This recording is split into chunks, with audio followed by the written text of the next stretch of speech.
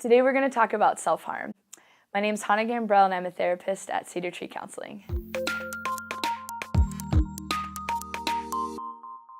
So with self-harm, whether it's burning, scratching, or cutting, a lot of times these behaviors give us some semblance of control or some way of coping with hard things, but it doesn't last. And so as self-harm continues to become more prevalent, so do a lot of the myths that are associated with self-harm. So when it comes to self-harm, what is fact and what is fiction? Myth number one, everyone who self-harms is suicidal. That's a myth. A lot of times when people are practicing self-harming behaviors, it's typically a coping mechanism to deal with a lot of the pain that's going on inside. Doesn't necessarily mean that we're suicidal, but it becomes a coping skill. So a coping mechanism is really something that we use to cover up other things that are going on or to deal with things that are going on in our lives.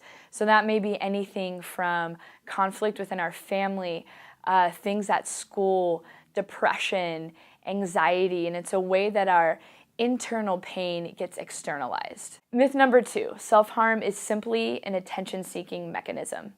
That's a myth. While attention can be a motivating factor, it is often not at the heart of self-harm.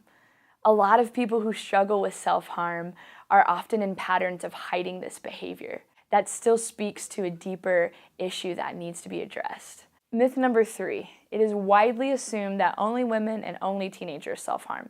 Completely a myth. There's a meta-analysis study done that found when it comes to self-harm, there's actually not a significant difference between men and women. So while women and men may self-harm in different ways, the actual occurrences of self-harm are the same. So we just spent some time exploring some of the myths associated with self-harm. Oftentimes self-harm is not something that you can conquer on your own. It takes a lot of work, a lot of grace for yourself, and a lot of motivation to work through this struggle. So if you're struggling with self-harm, seek professional help.